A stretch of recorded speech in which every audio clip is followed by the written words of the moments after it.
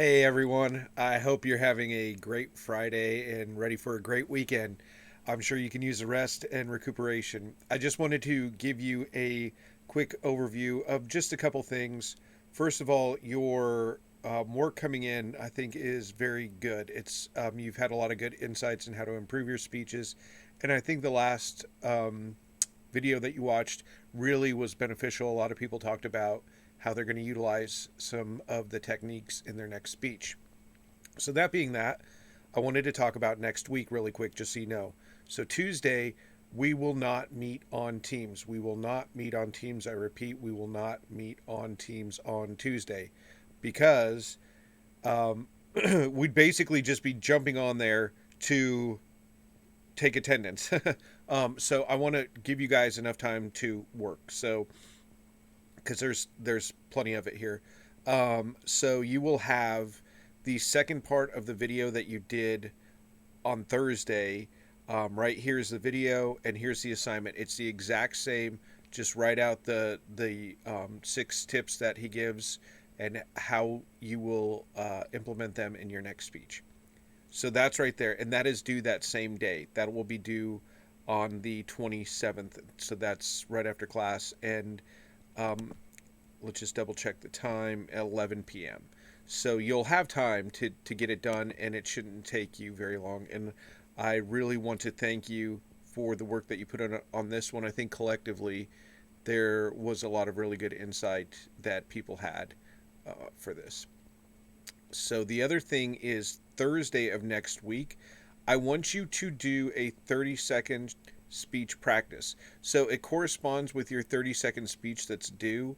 That speech, your 30-second speech, you're just going to record.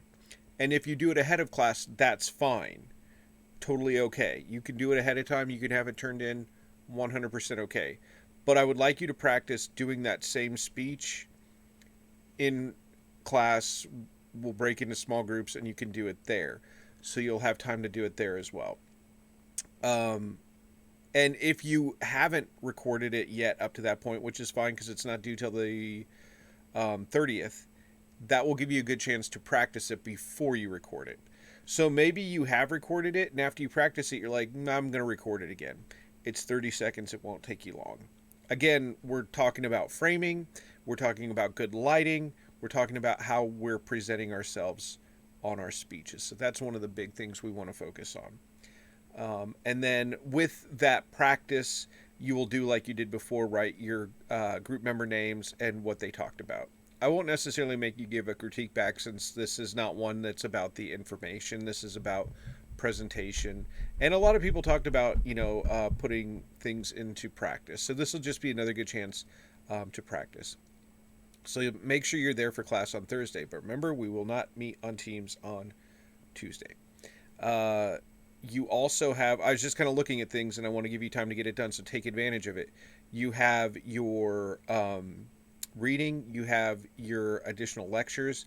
There's a listening lecture one that makes sure that you get done, and then your module 2 quiz. So take advantage of this time to get things done. So um, I'm going to upload an MLA formatting example. I thought I already did, but I'm going to do that for you to refer to on formatting things. Now, don't think that it's got to be like, if I'm just asking for a 5 sentence response, don't think that it's got to be necessarily in MLA format. But, for the longer things, go ahead and try and stick to that format as close as possible. The structure of things coming in is just kind of like all over the place, so I just want to get us sort of together on the same page with our formatting, and it will help you going further into classes like English, and you might already be taking a composition class. Watch your grammar and formatting, everybody. Double check things before you turn it in. When you are looking back after I've given feedback, generally speaking, if it's highlighted in yellow, that means that was a good point. I like what you're saying. Red is grammar, spelling, something was off, formatting, something like that. If you get any other color, it means you wrote something beautiful. So that's just kind of the color And I try to write what's there, but if you're ever like, sometimes as I'm going, I just highlight your good points, like, oh, that's a good point. So that's what that means. The other thing that just dawned on me when everybody was talking about, I would say a very large majority of students talked about how they get nervous public speaking. I want to put something in your mind to consider. That is your professors who are up public speaking every class when they lecture. They get nervous too. They stumble and fumble. I do.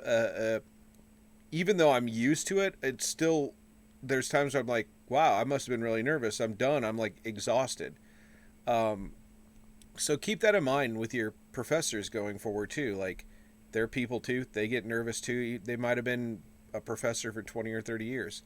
Every day getting in front of a group of kids might seem tough. And somebody brought up a point about when they were doing their speech, because cameras were turned off and were online, they didn't have that audience feedback. That's really crucial.